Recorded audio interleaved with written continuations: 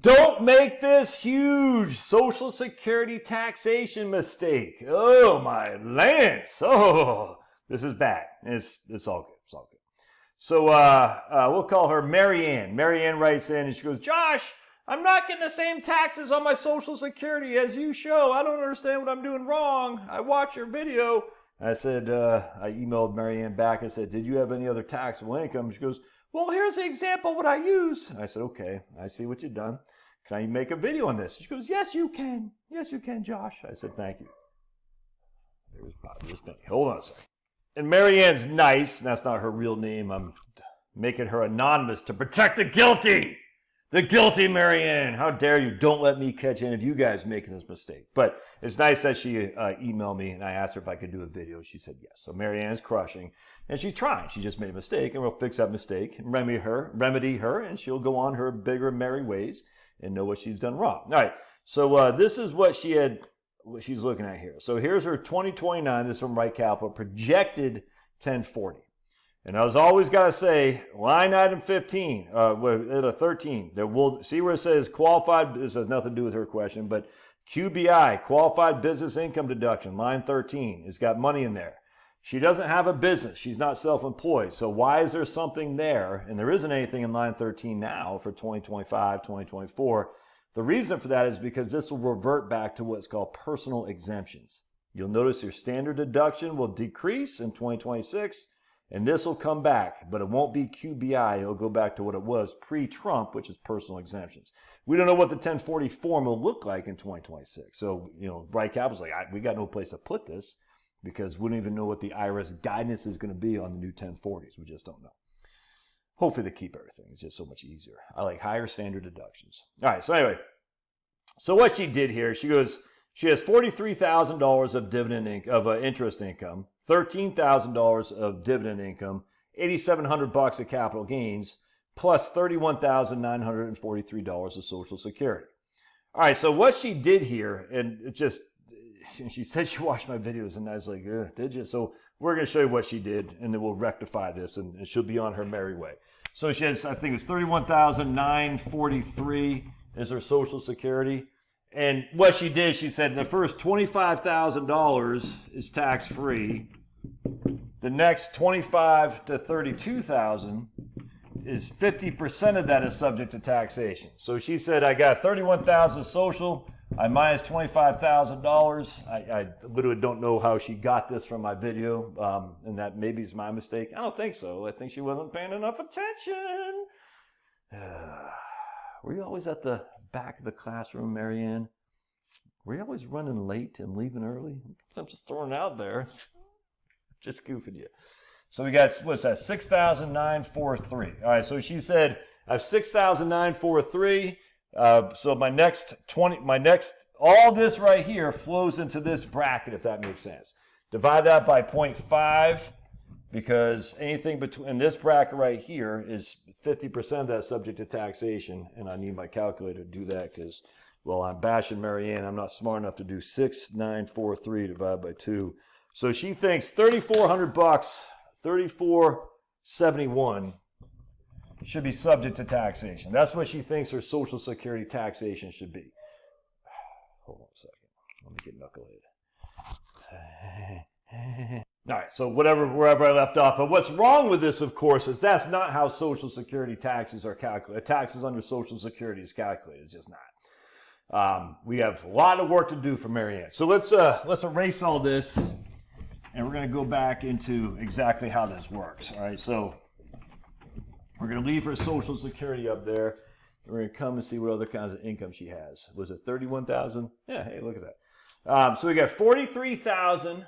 Well, here, we're going to just do this real quick. Can I make this bigger? Hold on a sec.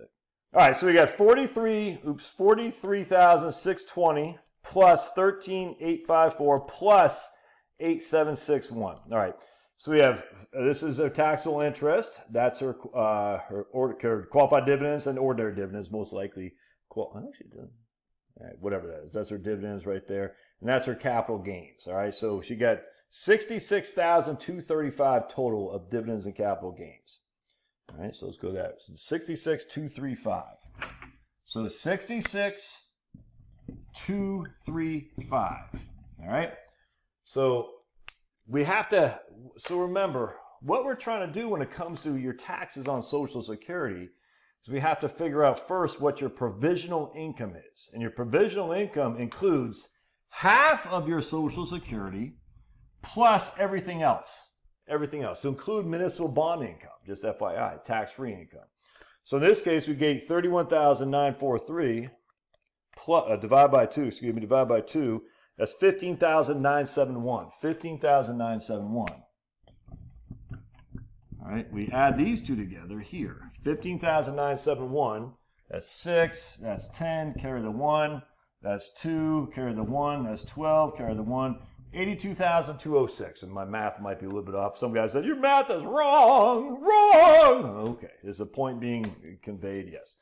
So 82,206. I already know right away that 85% of her Social Security is going to be subject to taxation because she has such high provisional income. But just going back to the thing again, the first $25,000, nothing is subject to taxation. The next 25 to 34, 50% of that is subject to taxation. Anything over 34%, 34,000, 85% is subject to taxation. All right, so here we got 25. That leaves us with, what is that? 57,000? Yeah, I think it's be roughly 57,200. I think so. All right, now the next 9,000, that's 0. Next 9,000, 50% of that, 0.50, excuse me, 0.50. And then whatever's, can you all still see that? 57.2, whatever that's going to be, 46, I guess. Is that right? 47, 48, 48,000 something, 48,200. 85% of that is subject to taxation. All right, so she completely missed how to do this, and again, that's what we're here to do. Oops, oh man, I just did that. All right, so we know that the first 25,000 of her provisional income. Again, this is her provisional income. Provisional income determines how much of our Social Security is subject to taxation. All right, well, how do we get our provisional income? We take half our Social Security benefit plus all the other income that we have. In this case, she has a capital gain, she has dividends, and she has capital gain, dividends, and interest income.